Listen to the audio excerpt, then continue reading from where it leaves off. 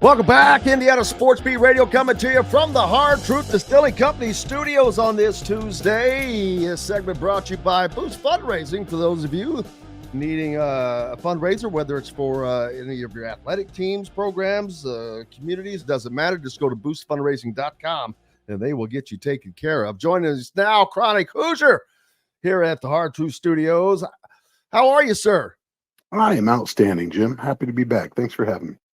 Glad to have you back on a little vacay break. While you were gone, things got crazy with IU football as Fox's Big Noon Kickoff was in town, and ever since then it's been hell breaking loose because they unleashed a 56-7 can of Whoopwood on Nebraska, and now you've got College Game Day coming in back-to-back weekends. So this campus is just going to be jumping. Yeah, absolutely buzzing right now. There's no doubt about it, and it's such a awesome feeling at the start of the basketball season with Hoosier hysteria, and all the talk of the town is squarely focused on the football team right now, and it's much deserved. Still continues to blow my mind that we find ourselves here, but here we are, about to host a full college game day, not the season kickoff like we had against Ohio State a few years back, but deserved recognition and some shine for the program. And some good news for Hoosier fans this morning. Pete Thabel from ESPN and ESPN's College Game Day reporting that Chronic pointed out we knew that he had talked about a potential return for Michigan State, but did not realize that he had gone through some type of medical procedure to enhance that and to help that along. So that, don't get excited, people. I don't think that they're going in and cutting his thumb apart or anything. It's just relieving the pressure or whatever it is to make it better, because if being able to return in 2 weeks, that's a pretty quick turnaround for something like that. That's massive. And the thing that's particular about this injury is it appears to be the thumb on the throwing hand, and it's just such a critical component of the mechanics of being a quarterback. So that's your grip right there. So in order to get him back in basically 2 weeks time, probably give some credence to the lesser severity of the injury. So something you love to see. This is the second highest rated quarterback in the nation right now.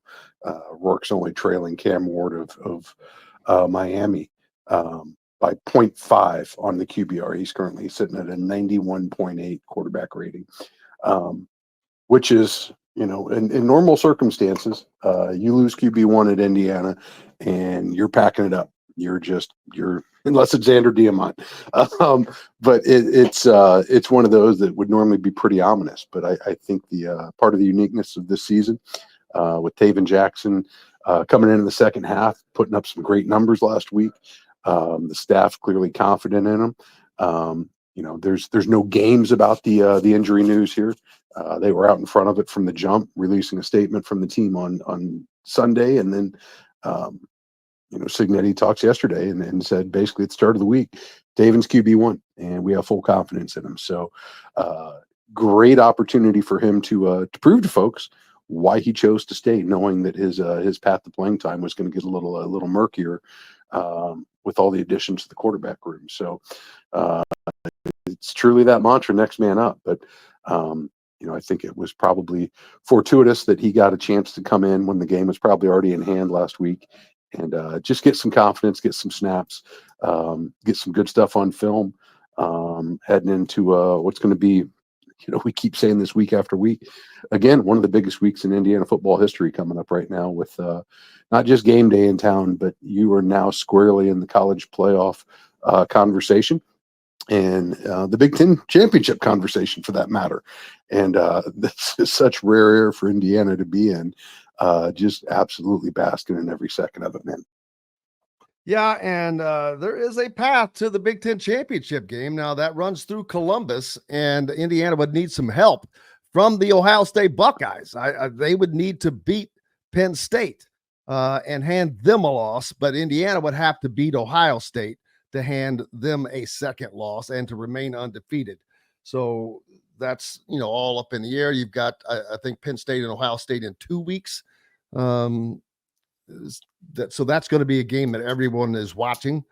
And that is going to have big implications. But Ohio State is involved in every scenario. They've already played Oregon and lost. So now they have to play Penn State, and they play Indiana.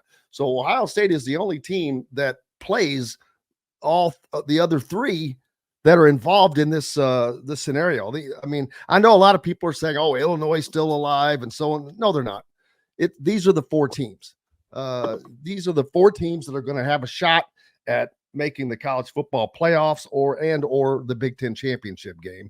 And I think that early on, I thought they might get 4, but the only way they think they get 4 is if Ohio State is the 4th team and they're trying to squeeze them in, because Indiana would have to be a solid number 3 to get in. They're in my opinion.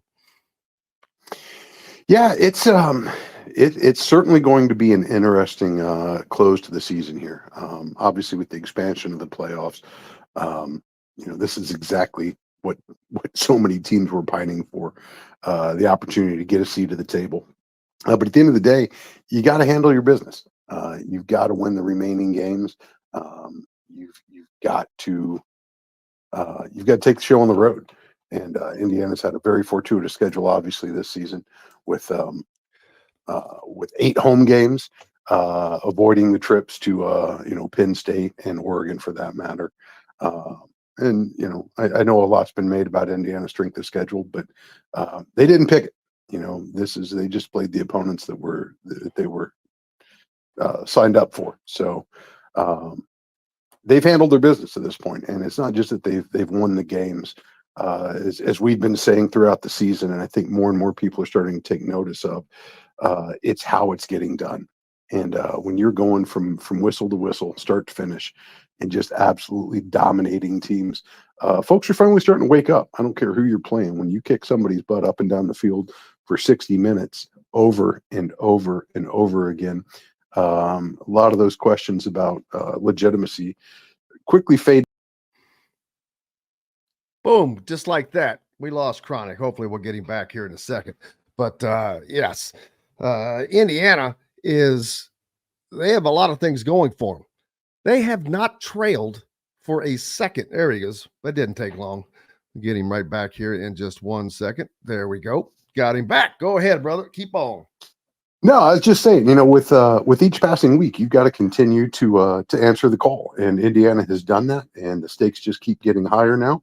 But the one thing I'll say is, we haven't seen any sign of dauntedness at any point, as evidenced by a team that absolutely dominates the first and the fourth quarter, and just continues to get stronger as the season goes on. So this is special, and now as evidenced by no remaining tickets available for the remainder of the season, at least not through the box office. We said it several weeks ago.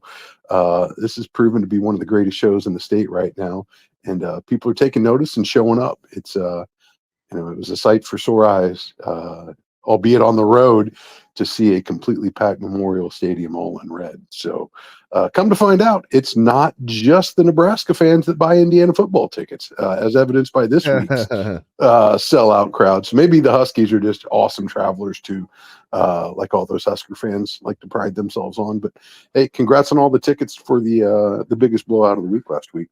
I'm glad they all had a good view. Yeah, it was something. That is not going to be the case going forward, as I imagine that those tickets were snapped up by Indiana fans, because Michigan fans are not exactly feeling jovial with their program right now, and I don't think that Washington fans are soaking up all those tickets.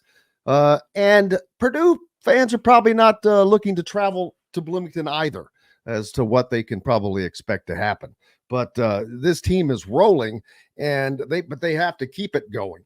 They have an opportunity this week to put more eyes on this program than possibly ever before, because of College Game Day being in town. They're going to have a 3-hour long commercial with everyone around the country watching. Yeah, for the second week in a row, which is just, again, it's nothing short of amazing.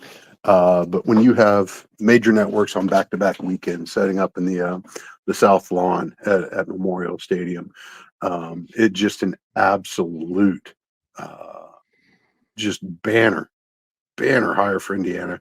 Return on investment, man. Just the exposure, the value of the exposure in the last several weeks. Got to justify the contract. Got to justify probably having to talk about maybe tightening that up in the future going forward here, because you got to imagine lots of programs are starting to take notice of Indiana's success right now. Oh, absolutely. And that's probably going to have to happen sooner or later. And I mentioned earlier, not just Coach Cignetti, but guys named Brian Haynes and Mike Shanahan are probably catching a lot of people's attention. I saw that Mike Shanahan, Brian Haynes rather, listed in Kirk Herbstreit's list this week of top DCs. And so, but that goes without saying with what he has put together here. And that the fact that they've done it with who they've done it with, but the recruiting carryover is going to be tremendous for this team right now. They had a ton of guys in last week. I'm going to imagine, if it hasn't been announced, that Juju Lewis will be in this week because they tried to get him in last week. I don't think that they could manage transportation, but his team does not play this week, his high school team. So I would be surprised if they don't have him in this week. If that is a possibility, we'll have to wait and see and get an official announcement. But if you get the guy like that in for another visit, what the hell does his commitment to USC mean? Yeah, that's one of the funniest things about football recruiting. When you're committed and you're still visiting schools, it's such a soft commitment, and I think you're just going to continue with all the changes in NIL and the portal and everything else, and the house settlement especially. It really is a farce, until they sign the paperwork, the financial aid paperwork, and show up on campus. They ain't yours. And if you're an offensive football recruit in this country right now, and you're looking at 341 points scored so far on the season, just 7 games in, I can't imagine you're not taking a really hard look at Indiana and just the tremendous opportunity this offense is going to afford you. So you've got to be happy with how that's playing on the trail right now. No question, man. No question. Chronic, cannot thank you enough as always. Greatly appreciate you.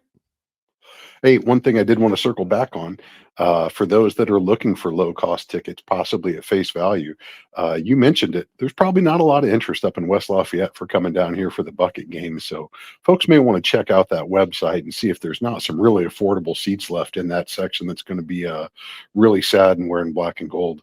There you go. Get them while you can. I said that a long time ago. You better get your tickets now because they will not be available later. And I was right, man. It's going to cost you. Chronic, brought to you by our great friends at Andy Moore Honda. Cannot thank you enough, brother. Appreciate you having me, Jim. Catch you next week. You betcha.